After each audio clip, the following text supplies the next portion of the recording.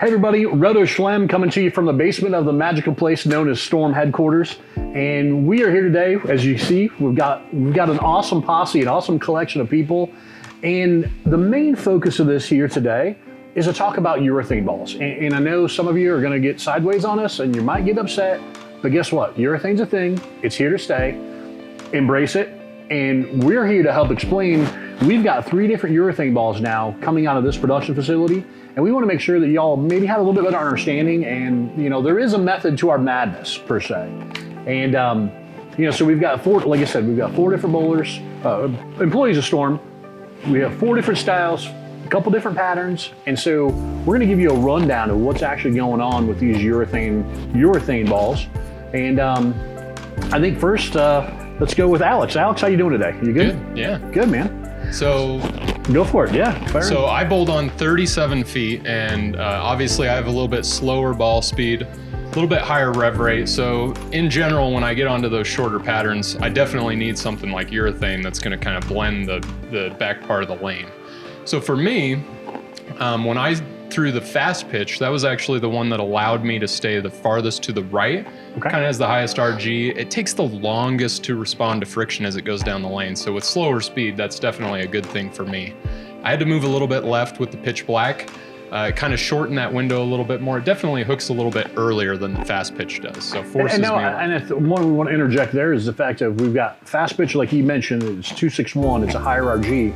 But both are solid cover stocks. And, and I think the other thing I want to interject here as well is the fact that Alex isn't truly a fan of urethane. If you know him as a bowler, it's one of those things, and we'll have some other insights here as we go through this. But I think this is one thing to kind of explain, and like you said, he's giving you what he's seen so far from those 2, but also what layout did you have as well? I mean, based on your speed. Sure, and I just did a basic 5x4x2, which is pretty much my benchmark layout. I put it on a lot of stuff, especially when we come out with something new. Right. I have a pretty good idea of how that's going to transition as it goes down the lane, so it gives me a really good idea of what that particular ball is going to do. Okay. And so you talked about the fast pitch and how you felt like you could kind of keep that one a little bit straighter in front of you, and because you were on a 37-foot pattern, right. With not a super ton of volume, but it wasn't super light. It's kind of that in between type deal. There was a ton of friction to the right, as you can see. I'm definitely getting it to the gutter extremely quickly. There was plenty of defined friction to the right. But the thing that I really liked the most about the UC3 is, again, I was able to get even further left because that RG value is even a little bit lower, much more flare out of that core in that Rubicon shape. And I'm able to just throw it to the right, and I know that there's going to be defined hook and plenty of continuation off the spot. Yeah, and folks, that's one of the things too, and the fact of the urethane is actually a pearlized cover. So, we've got 2 solids and a pearl, and like you mentioned, the Rondour core being a low RG, it's a mild asymmetry. And so what that means is it's not a super big split in the core numbers for all you techie guys and folks at home. The fact of that moderate asim, exactly what Alex said, when you get to bounce and change direction, you do see a defined change of direction, but you can get some continuous shape, and overall we're generating more flare. And the combination of the pearlized cover, a lot of surface, because it comes out of the box at 1,000, so we are putting texture on it to make sure it reads. But that change direction, exactly what you said, you can kind of bump a little bit, and you feel more confident. It doesn't give you the reactive kind of bounce down lane, but there is a shape and control, and I think that plays better into most people's eyes. And we'll get a good one here when we get to Blair here in a second. But it's one of those deals of how you see it on the lane. And again, everybody's different, so that's the one thing to always kind of remember. What's best going to fit your game, and that's where you have to visit your local VIP Pro Shop. All right, so here's the fun. Again, on a 37-foot pattern, which is kind of like a modified house shot. I think that's the key to it all. And the reason why I'm excited to talk to Blair, and Blair's super awesome, she's grinning the ear. Again, like Alex, like I mentioned, he's not predominantly a fan of urethane, but Blair here, she never thrown urethane. No. She's a product of the reactive generation. So what's, Blair, tell us a little bit about, I think it was eye-opening, correct? Well, first of all, I thought you guys were insane when you came to me and said, yeah, we're going to use you in a comparison of Well, nobody said we're saying. We're just, it was just one of those deals. Yeah, right. But actually, I learned a lot doing this test. So I was bowling on a 37-foot pattern. I kind of saw what Alex saw, too, when I literally had never thrown these balls before. I started bowling, I never would have ever considered throwing urethane. And then you guys were kind of helping me get lined up with the fast pitch and the pitch black. I definitely had to stay further right with the fast pitch for me. And I am a player. I'm a straighter player. I like playing to the right. I like the 8 board. I like the 10 board. I like that area. And by the way, she doesn't give herself enough credit in the fact of Blair's bowled some national tour stops on the ladies tour, as well as you and Leanne won doubles. I mean, we came in third. The third. But I mean, so she's. yeah. It's not like it's, like I said, just a product of the generations. Totally. Because reactive resin, exactly. And by the way, the look that she gave me, and I'm like, hey, you want to throw your urethane ball? She's like, huh? Yeah. Well, and I grew up on Cardian too, so correct. Which was even plenty more friction there. Yeah, but totally. again, it wasn't back in that era or that time. It wasn't. There was a variety of urethanes. Nope. Let alone now the fact that we have 3 different ones coming out of this building. So yeah. And your layout.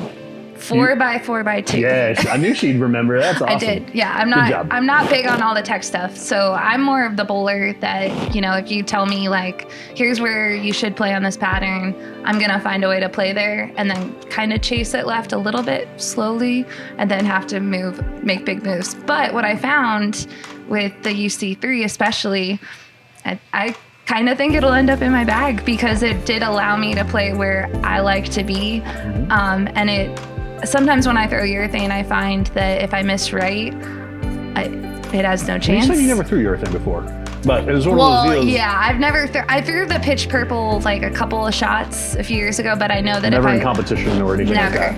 It never left the building because I threw it, and then if I missed it at the bottom and missed right, it never was going to make it back. Right. And so if I moved and that happened with the pitch black because I moved a little further left with that, missed a little right, it didn't see it one of the shots. Yep. Right. So, but with the UC3, I found I could play. It was always going to make it back to the pocket. And this comes back to, and if for those of you who remember, and I think some of you have even mentioned it, whether it's emails, phone calls, messages, because it's been a while since Roto Grip actually had a urethane ball. And going back to what you were talking about as far as getting the shape, and same thing for Alex, we had a ball called the Hot Cell, which again was a solid cover, but it was a lot stronger dynamic asymmetric core, that nucleus core, really flared and it really shaped the front part of the lane a lot. For those people who bowled, again, not the high rev rate, kind of like, and exactly Blair's kind of style, they felt like it actually on the house shots, they could get more straight and they liked the shape that they got. But again, sometimes with that solid cover, it even the same thing happens in reactive. Sometimes solid covers want to see it just a little too quickly to where even though it's pearl, it's a urethane, that harder urethane didn't get, it lets you control and create that shape down lane that you're not accustomed to. And that's what, and I remember because I ducked in here while she was shooting these videos and I'm like, well, and she's like, oh my gosh, I can see myself using this in league. And that's the kind of the idea of having just a little bit more engine on the inside, but also having a cover that is versatile. You can do some different things. And the same thing with the pitch black and fast pitch. I mean, you can shine them up. I mean, it's again, they're all urethane. It's all coming back to also the layout. And as even for Alex, most of you aren't going to drill a urethane ball, a 5-inch pin, and we'll get to SK here in a second, same kind of thing. And Blair's being a 4x4x2, which that's a recommended layout, and we'll get to our tech guru over here, Chayton, in a little bit too, because he fields those phone calls and emails all the time.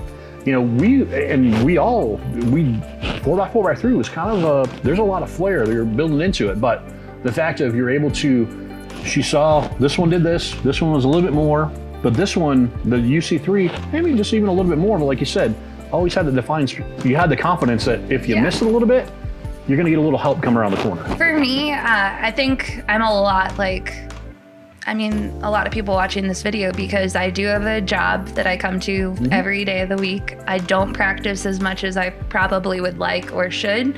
And I think we're all guilty of that. Yeah. So, and I do go and bowl a tournament usually once a year, but that's kind of it. So this ball, it's really important for me to feel comfortable on the lanes and be able to kind of have that recovery. And this ball gave me that. So that was pretty cool. All right.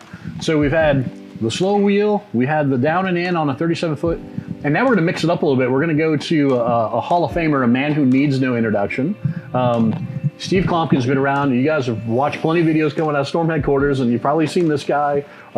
Sometimes you might see him in your dreams. They're like, oh, that ball video of Steve. There he is, circulating in my head.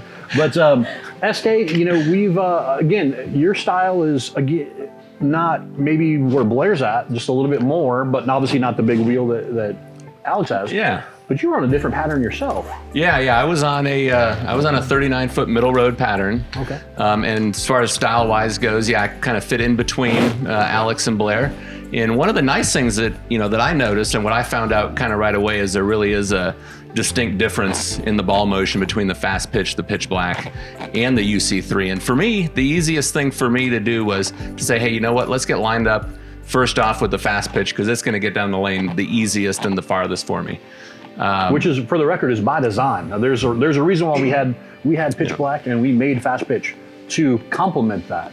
Yeah, and there definitely was a difference between both of those two as they are in competition, and trying to figure out and see where they line up. A lot of times when I'm using urethane, it's not because I'm looking for the most motion, it's because I'm trying to look at something that's going to control the lane from front to back, something that's going to pick up more quickly, give me a sooner, smoother transition at the break point, and give me more control. And that's something you mentioned when you and I were chatting, and the fact of, you're like, man, when I'm at regionals or different events, when I'm using urethane, it's more of the kind of trap the lane in front of me and keep it on its side. And again, I'm not taking this the wrong direction, but my man's from the generation of urethane. So you remember us old folks who remember actually growing up throwing traditional urethane. Yeah. And the fact of that's what we had. That's how we learned how to bowl. Yeah.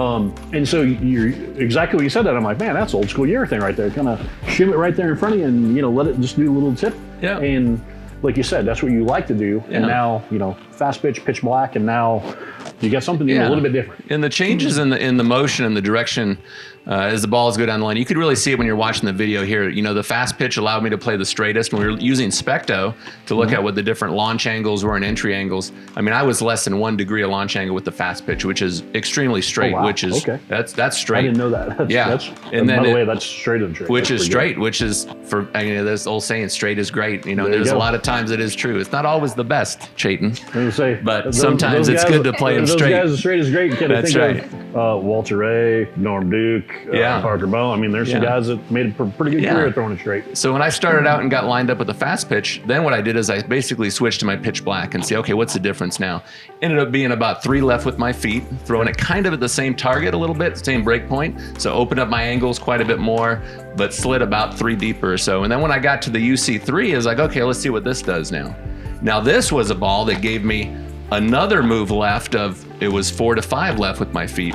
Again, shaping it and arcing it basically to the same spot, because the break point a lot of times is determined by the length of the oil pattern and the shape, which says, okay, this is where the ball needs to be. Now, how are we going to get there? Right. So for me, how to get there with the UC3 allowed my feet to get a little bit deeper, create more angle, but again, it still gave me that quick urethane read, so the ball slowed down nice and quickly, and then still gave me a nice shape off the back end, not a reactive type of a shape, but a urethane motion that allowed me to have a little bit more angle. It was a very, very usable complementary shape to what I've already been using for a long time now with the pitch black and the fast pitch. Right, and I think the collective thing so far is through the different, the 3 different styles, and the fact of, because of core and cover stock, those designs, the way we pieced them together, the fact of this one does this one's just a little bit more, this one's just a little bit more, but the fact of they give you that control down lane. And even though some people are gonna look at UC3 and are like, oh wow, that's a whole lot more ball, but like exactly what you said,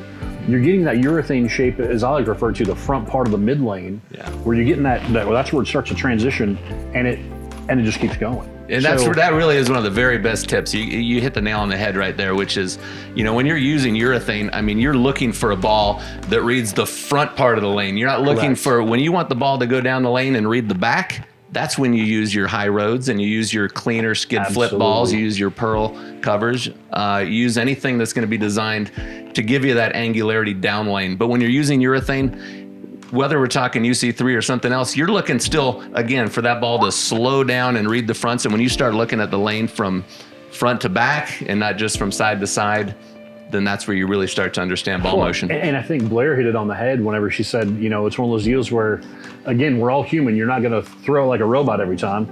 I leak you a little bit right, had a little bit of recovery. And again, it wasn't that.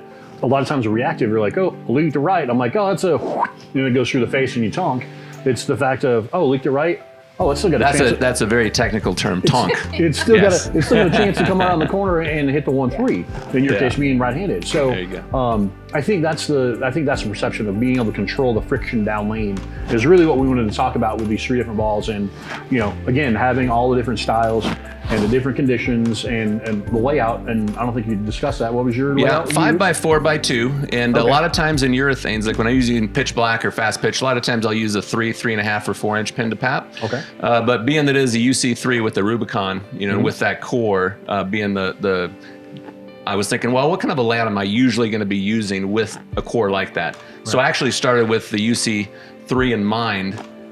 And 5x4x2 is a great layout that I've used in my UC2 and the original Rubicon as well. Okay. And then I said, okay, well, let's start with that because I know what that's going to do. And then let me put that in our 2 Storm urethanes and see how they compare. And I think that brings up a good thing as well. If you're bowling on patterns or conditions where you got more friction, and the fact of, say you've got a pitch black or a fast pitch, or maybe you have both, drilling the UC3 a little bit different, you can add it to what you already have with a 3.5 or a 4-inch pin in these other balls because you're trying to make them shape a certain way. Now you can go with a 5-inch pin in this. It'll complement what you have as opposed to, oh, I should drill it, 4-inch pin. Well, you're just going to get that much more flare and that, I mean, not to say you can't, but you're going to see a different part of the lane where, as opposed to building a complementary piece, basically building a urethane arsenal, I think is the key to it. Yeah. For sure. So, thanks for your insight there, Steve. And last but not least, like I mentioned, we've got our tech guy, also known as formerly known as a one-hander, now known as a two-hander, Chayton. I think this is I've been excited waiting for this one because my man had a revelation. I think it was eye-opening, I think is a good term. For those of you who are two-handed, Chayton, as you've seen in our videos now over the last couple months, he's our two-handed layout guy. And first off, tell us about this revelation, the whole finding urethane, and again, a product of the reactive generation. Yeah, you're right. Yeah, for sure. Definitely a product of the reactive generation. But moving over to two-handed, there's the significant increase of rev rate.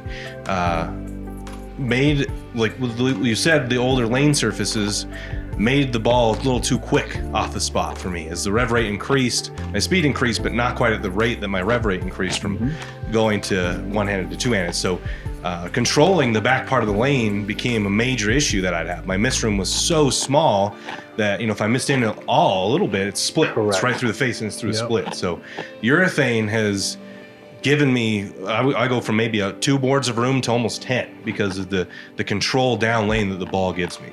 And now you understand why that Bomo guy was so good whenever he was doing the stuff he was doing with the stuff. So tell us a little bit. You were on the and everybody. We actually put you on the long. You were on the longest pattern. You're 42 feet. 42 feet. 42 That's feet. Right. And tell us a little bit about one, what you saw between the 3 balls, and then we'll get a little bit more technical, kind of 2LS stuff for those of you guys excited about that. So. Yeah, no, I saw a lot of what you guys saw. Fast pitch allowed me to play the straightest. It's definitely the cleanest, the slowest responding to friction down lane. When there's more friction present on the lane surface, I'm able to play straighter. It's the best ball for that. And then, pitch black's 3 to 5 more left. Wants to hook a little bit earlier. You get the same shape, similar shapes off the spot. Urethane, shape that I like to see, nice and slow, which gives me a little more confidence that I can miss. But when there's a little less friction present, and then UC3 is unique because with my high rev rate, I am forced further left, regardless of how much friction compared to everybody else, as my ball wants to hook earlier. UC3 gives me an option to move even further left, another 3 to 5 left, and still shape. That's the biggest thing that I saw, the amount of shape down lane that I'm able to get because of the slight asymmetry of Rondour core that the other two don't quite have. So when I move left, I can trust that the ball will get through the pins, where the other ones I'm having to really crank on the ball to get it to go through the pins. This one I don't feel like I have to do that as much. And folks, for a kind of a general analysis, and that is basically engine power. And the fact of say the fast pitch and pitch black, we've got a higher RG in the fast pitch, a couple ticks lower in the pitch. Fast pitch is the highest, pitch black, and now we become lower with the Rondure and the UC3. It's, you know, basically kind of amping up the engine a little bit. But I think the key to that, what you said, is being able to move a few boards, but the control you have off the brake point, but you know it's going to shape. And I think that was the general consensus of, you know, when we were doing a lot of testing, and by the time we got to the final Urethane Pearl cover, I think everybody was kind of man, this ball's got giddy up down lane, but it doesn't over giddy up. Like, it's controlled and it shapes every time. And I think that was kind of the general from all you guys in the videos and just kind of chatting with you guys. So, and so while we're talking about your conversion to two-handed, this is the two-handed layout system, the 2LS. Yeah. What layout did you use, and can you kind of give us a general idea there? Yeah. Now, I chose this layout to give a good example of what a 2LS layout is going to look like. We chose a 4-inch pin to PAP to build some flare into the other two, the fast pitch and the pitch black. And there's a significant difference from the UC3, how much it flares compared to the other two because of that weight block. We also lengthened the pin to COG to try to keep the differential in the ball. And the COG, by the way, is center of grip. Center of grip. Which is between the fingers for, you know, those of us that are still learning this 2LS system. So I chose that to keep the differential in the ball. That's why we designed it. It's the intent that Alex had when he designed the system. And it works really good. Like, I get the shape off the spots not too slow, and it's not too late either or quick. So these layouts are going to be huge on urethane because they don't, you know, the fast pitch and pitch black don't have a ton of differential in them. So keeping the differential with us not having the thumb hole to add it back or put some in is imperative to get the shape down lane. And I've seen a huge amount of increased shape from those two balls from bringing that center of grip down away from the pin, longer pin to COGs than I did before when I was using, you know, more traditional layouts with right. And again, that's been part of our learning process, you know, not only this urethane thing, but, you know, the 2LS system. And again, it's one of those deals, you want to visit your VIP pro shop, have them walk you through the steps, and they're going to walk through the steps and learn what's going to be ideal, because there is something to that. And I think the key component, I think the general consensus is, we've got 3 different urethane balls, and sometimes people are like, oh, it's another urethane ball. Well, you guys have all, we've seen it in the videos, and you guys have all explained, we got 3 different urethane reactions, and that was kind of the target score here for everything. So if you're looking for bowling balls that give you control on those higher friction, whether it's patterns or lane surfaces, look no further than any of the 3 urethane balls coming out of Utah. That's the reason why we do what we do. We build this for a reason.